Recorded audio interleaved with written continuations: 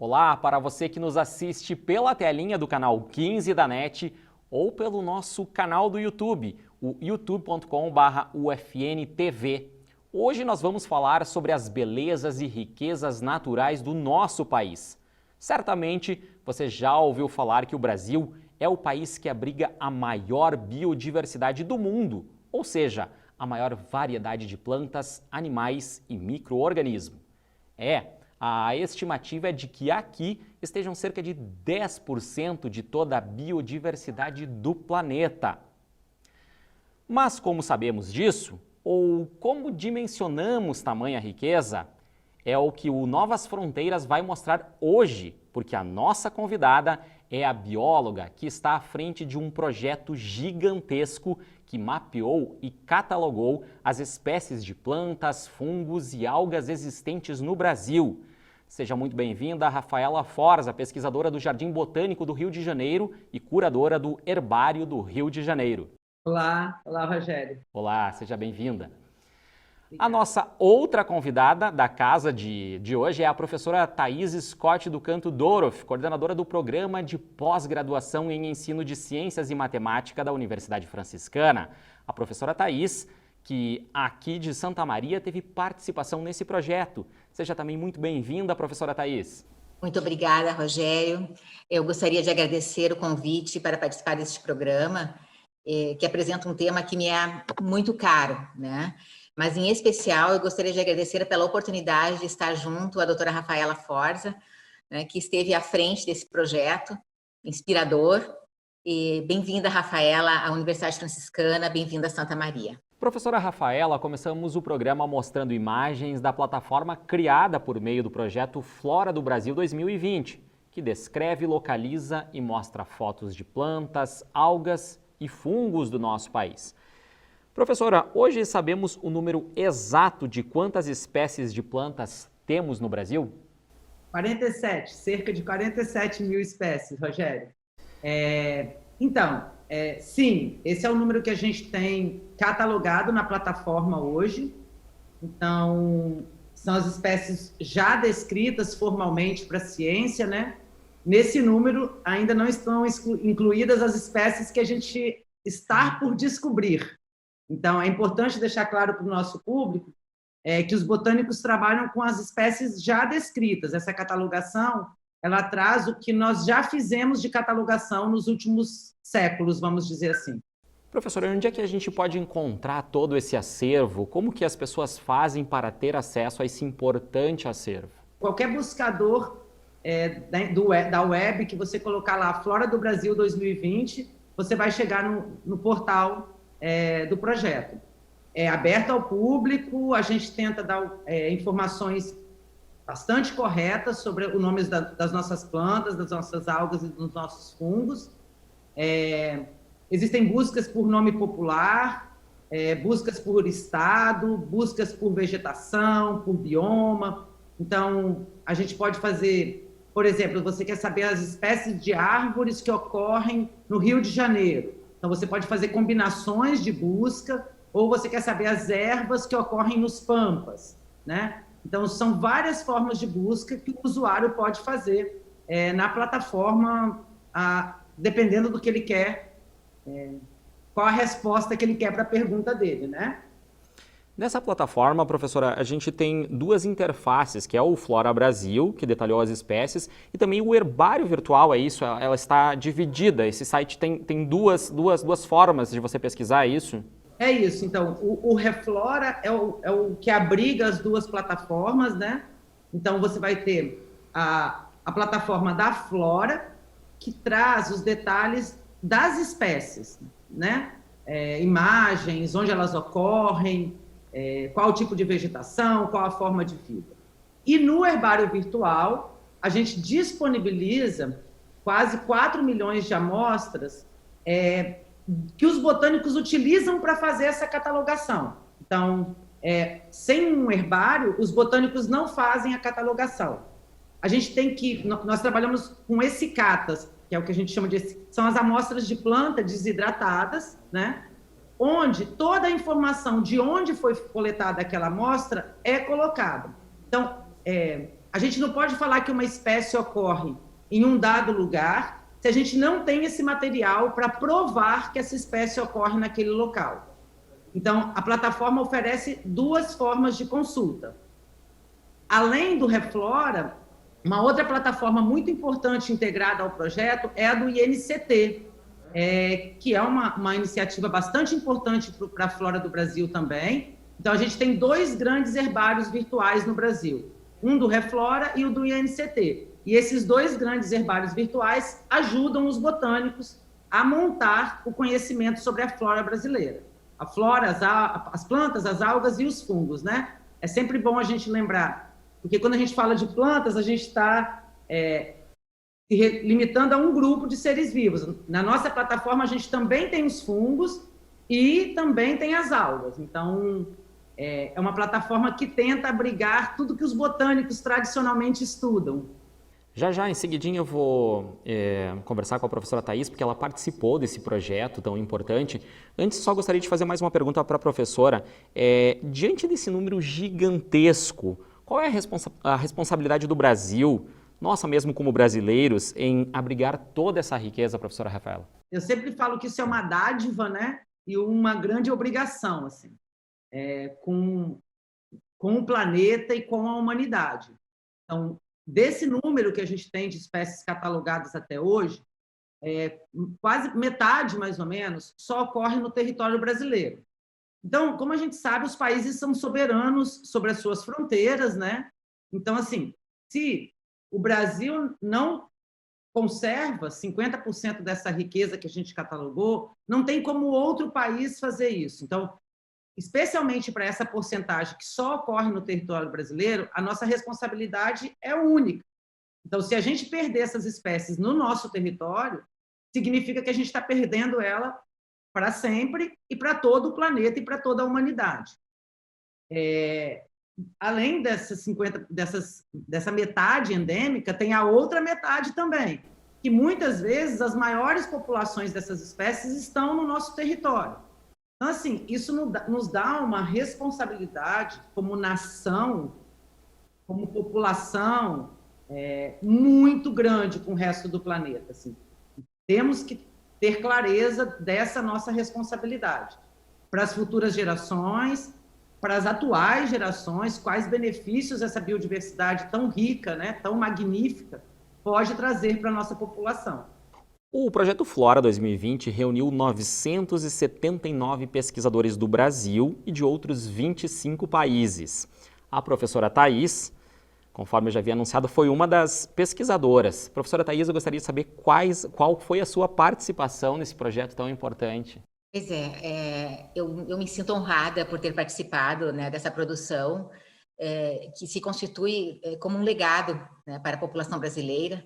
Eu posso dizer um legado para a humanidade, porque é um registro de uma mega biodiversidade. No projeto, eu contribuí com dados sobre um grupo de espécies da família Gramínea, né, ou Poaceae, que é um nome alternativo, e essas espécies pertencem ao gênero Digitaria. Né? Trabalhei mais ou menos com um grupo com 42 espécies, e como a Rafaela já citou, né, essas espécies, então, cada espécie que está ali na plataforma apresentam chaves para identificação, descrição morfológica, locais de distribuição no Brasil e no mundo também. Esse gênero ele foi tema do meu doutorado, que aconteceu antes desse projeto, né, há 20 anos atrás, e antes de termos as ferramentas digitais ao nosso favor. Né.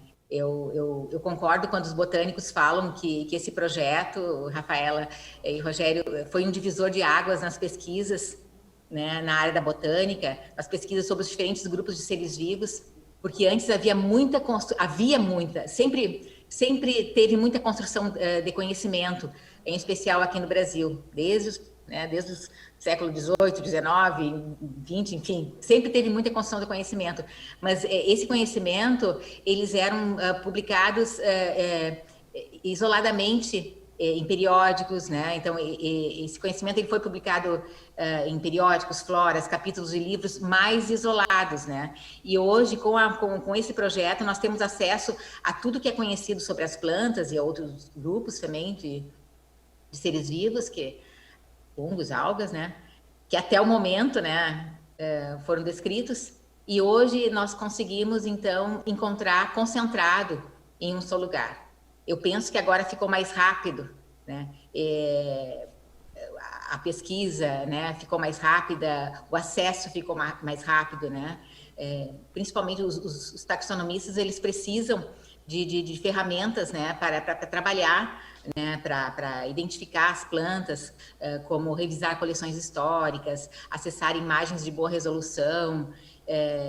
E há 20 anos atrás, né, quando eu comecei meu doutorado, essa visita às coleções históricas tinha que ser in loco, né? As imagens eram armazenadas ainda em papel.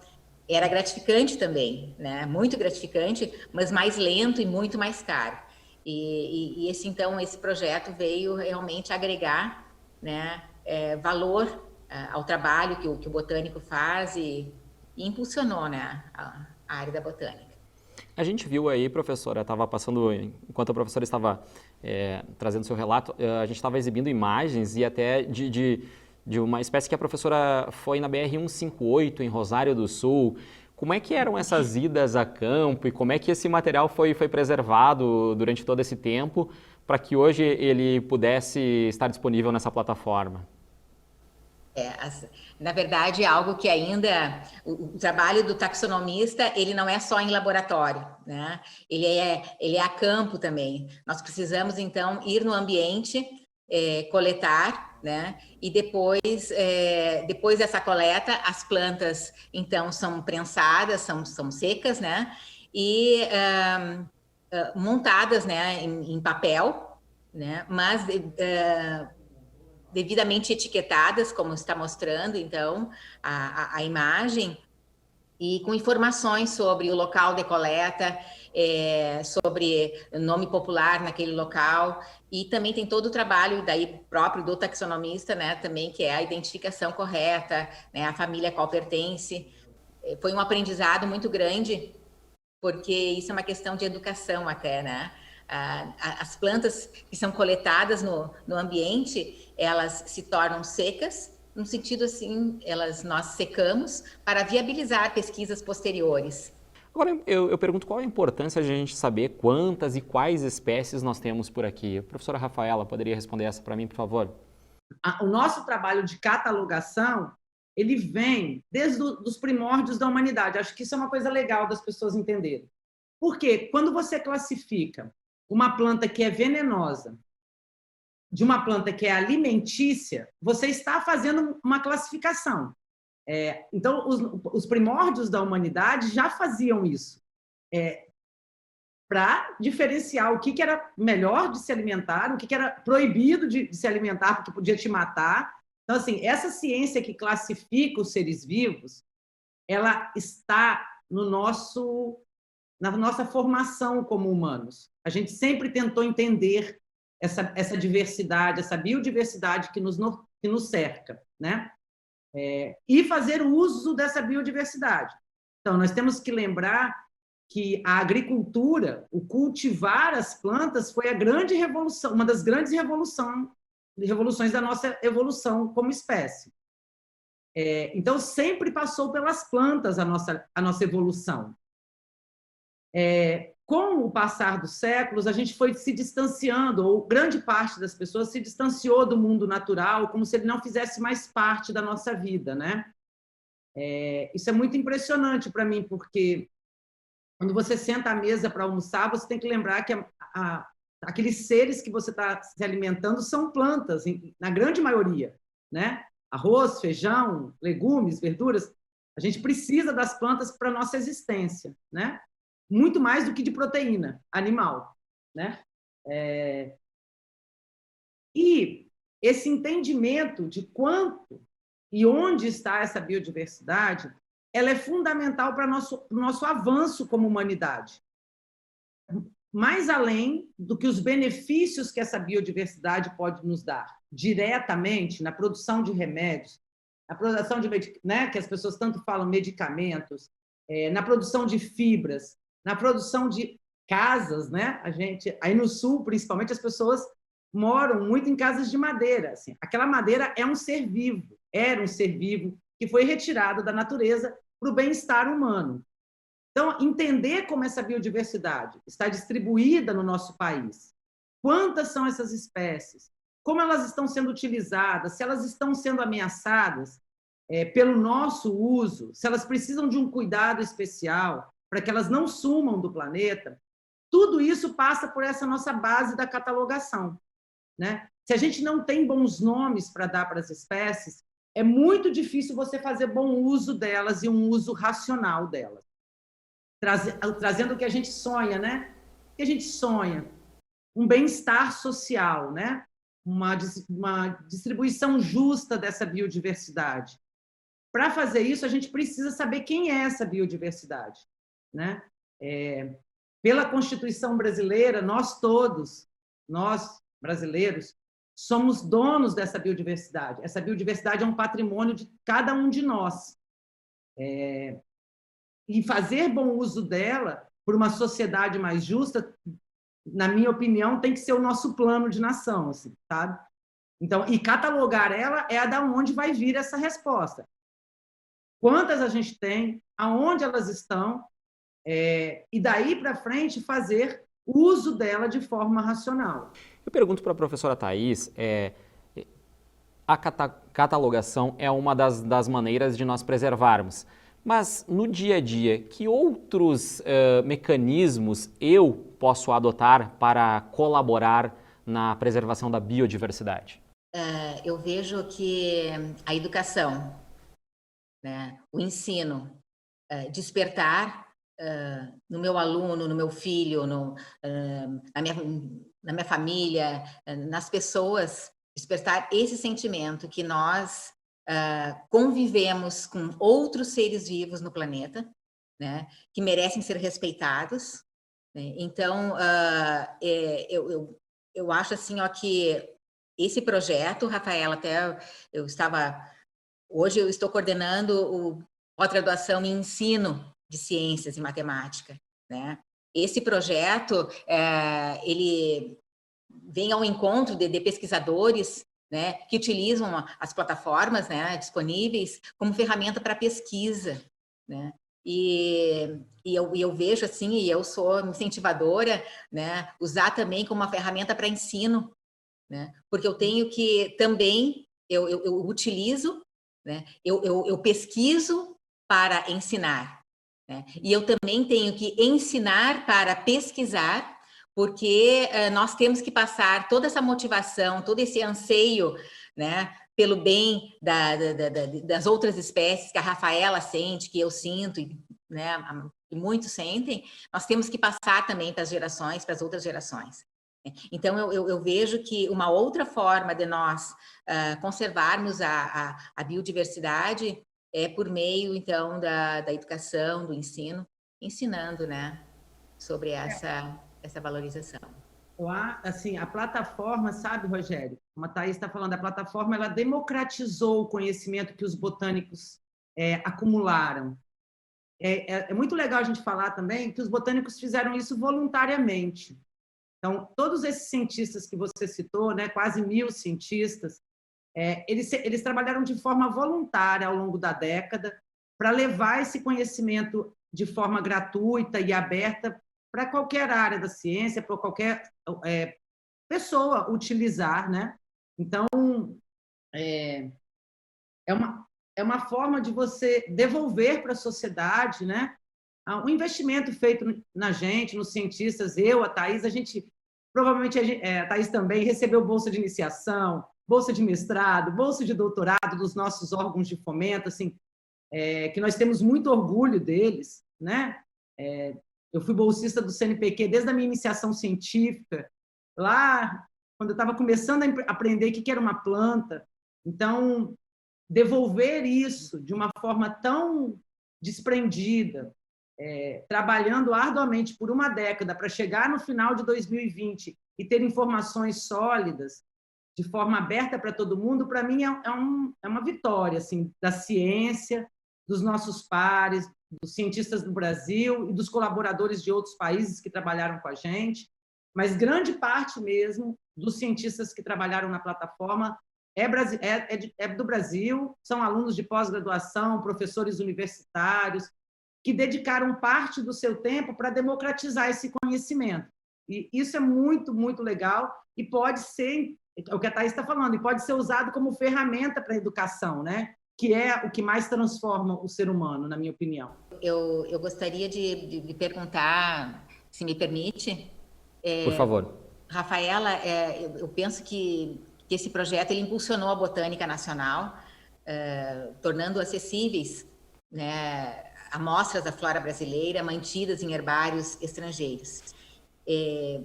Então, eu gostaria, poderias falar, quando iniciou esse movimento para repatriamento dessas amostras, poderias contar um pouco, tu já iniciaste um pouquinho, né, sobre a nossa história, né, mas poderias contar um pouco sobre essa questão quem solicitou esse repatriamento das amostras, por que elas foram levadas por que elas são encontradas nas coleções fora, né, do nosso país?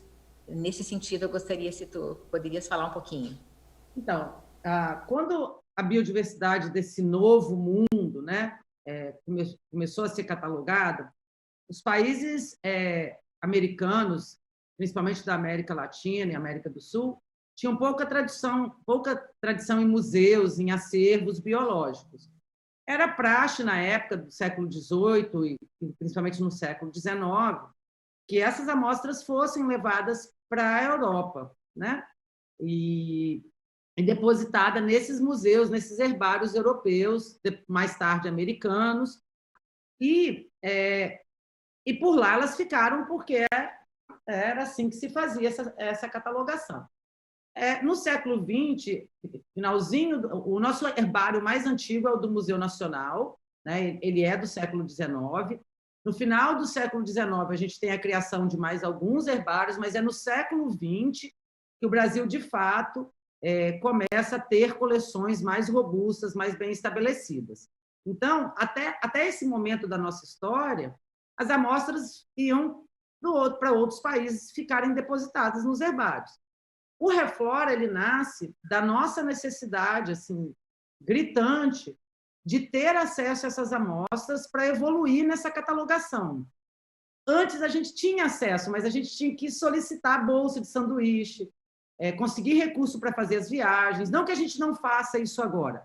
Continua sendo bastante necessário, mas com muito mais direcionamento, hoje que as imagens estão online, né? E em 2010, o CNPq deslancha essa iniciativa de repatriamento, com o apoio de algumas FAPs, né? Foi o CNPq, as FAPs e a iniciativa privada, eles lançam o Reflora, né? E qual era o objetivo central do Reflora? Repatriar imagens de amostras que estão nesses museus e que a gente tinha dificuldade, ou mais dificuldade, em ter acesso. Só podia ter acesso presencialmente, né? E aí a gente começa esse processo de repatriamento das imagens. No início, era somente 2 herbários, que era o Jardim Botânico do Kew, lá na Inglaterra, e o Museu de História Natural de Paris, na França. E depois, com o apoio de outras iniciativas do governo brasileiro, o Inventário Florestal Nacional, o CIBBR, enfim, a FAPERJ, a gente foi ganhando aliados que achavam o projeto muito, muito fantástico, e a gente foi aumentando o número de parceiros no exterior para repatriar essas imagens. Nós conseguimos repatriar por volta de 1.200.000 amostras através das imagens. É fantástico isso, assim. E, da mesma forma que a Flora, essas imagens são acessíveis para todo mundo, de forma gratuita, em alta resolução, tudo com dados abertos, né? A sede do Herbário Virtual Reflora é no Jardim Botânico, e a gente tem uma política muito clara de dados abertos. Então, nenhum dos nossos dados, nem da Flora, nem do Reflora, nem do nosso herbário, né, tem algum tipo de trancamento. Eles são todos de uso de domínio público. Acessíveis para qualquer pessoa, para qualquer plataforma, para consumo de máquinas, enfim, que é uma política cada vez melhor, né, de dados abertos, ciências de dados abertos, para que todos possam ter acesso a essas informações. Essa é a breve história do Reflora, assim, resumidamente. Professoras, infelizmente, o nosso tempo para esta edição do Novas Fronteiras encerrou. Acho que passou muito rápido, né? Tive essa sensação, não sei se as professoras também ficaram com esse sentimento de que, poxa, mas temos mais para falar sobre esse projeto. Então, quem sabe, numa nova edição do Novas Fronteiras, a gente continua falando desse importante projeto. A gente vai deixar aqui na tela o endereço para as pessoas que quiserem visitar esse portal, onde tem acesso a todos esses dados que nós abordamos aqui nessa edição do Novas Fronteiras de hoje. Então está aqui na tela, só a pessoa, através do seu smartphone, celular, tablet, entra lá e obtém mais informações além do que nós tratamos nessa edição. Gostaria muito de agradecer a presença da Rafaela Forza, pesquisadora do Jardim Botânico do Rio de Janeiro, também curadora do Herbário do Rio de Janeiro, e também a professora da casa, a professora Thaís Scott do Canto Dorof, coordenadora do programa de pós-graduação em ensino de ciências e matemática aqui da Universidade Franciscana. Mais uma vez, muito obrigado pela presença de vocês. Obrigada. E eu agradeço também a vocês aí de casa pela companhia, seja pelo canal 15 da NET ou então lá pelo nosso canal no YouTube, o youtube.com/UFNTV. O endereço está aparecendo também aí na sua tela. Até o próximo Novas Fronteiras.